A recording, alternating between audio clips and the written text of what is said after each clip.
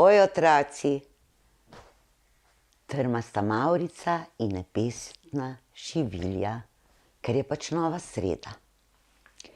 Kadar pogledamo v nebo in zagledamo Mavrico, se je vedno razveselimo.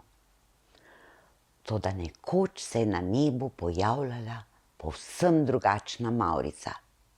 Svoje barve si je vedno pomešala in zato so ji rekli trmasta Mavrica. Sonce, oblaki in celo dežne kapljice so se jezile na njo.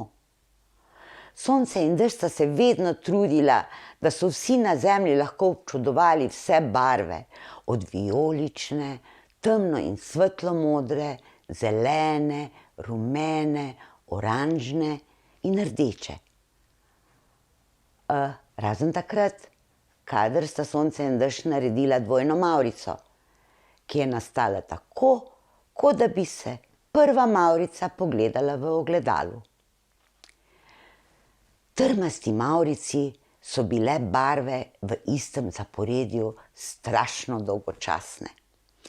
Vedno, ko sta sonce in dež začela s svojim delom, se je premikala tako spretno, da so se barve pomešale.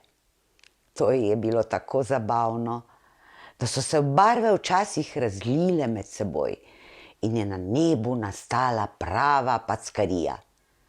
Spet drugič so nastali različni vzorci.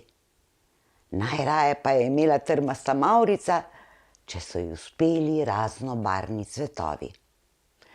Seveda so te mojstrovine trmaste Mavrice najbolj motile ostale Mavrice, ki so bile vedno ubogljive in barv, ki Mavricam pritičejo. Ampak te Mavrice niso bili niti približno tako spretne kot trmasta Mavrica. Da bi kaj spremenile, pa tudi volje niso imele.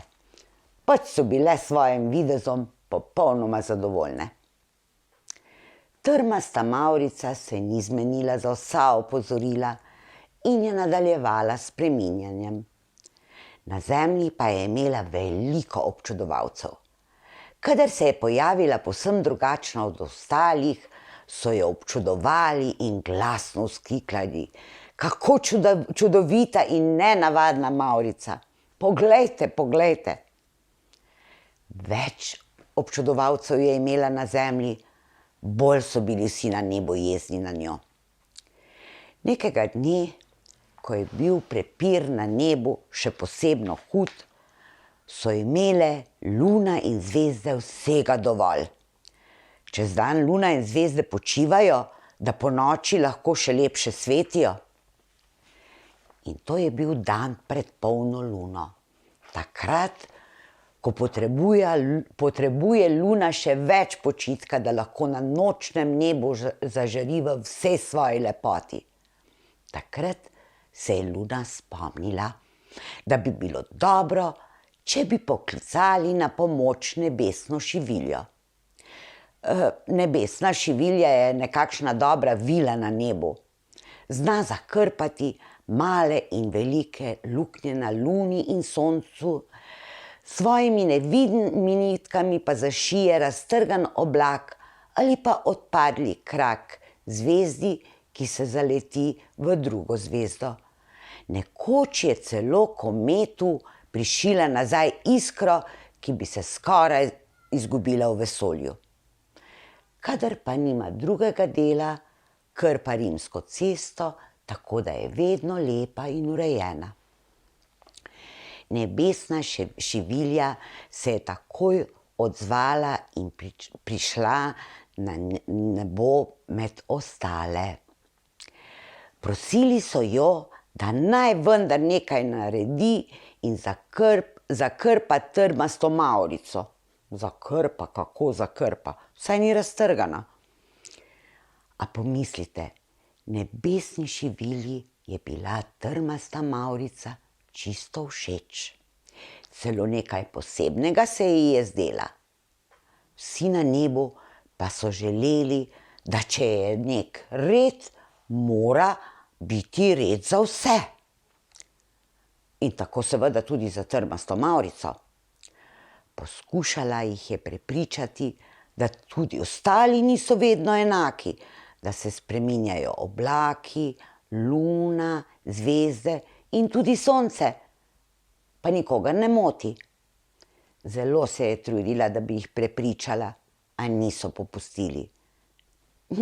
Naj bo, si bom že kaj izmislila, da boste nehali sitnariti, jim je rekla in je odšla.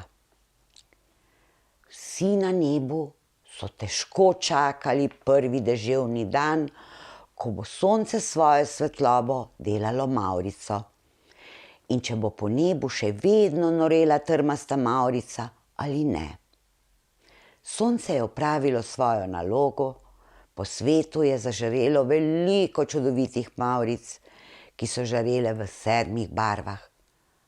Trmaste mavrice pa ni bilo nikjer.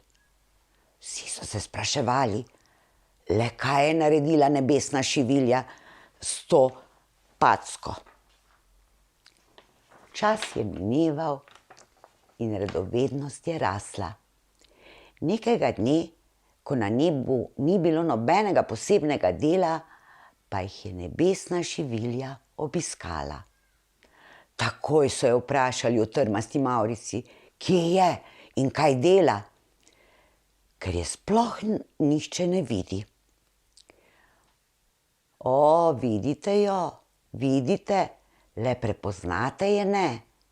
Poslala sem jo na sever in tam lahko spreminja svoje barve in obliko, ker je postala severni sij. Pokaže se v tisti barvi in obliki, ki je všeč. Vsakemu, ki vidi severni sij, zastane dih od neizmerne lepote.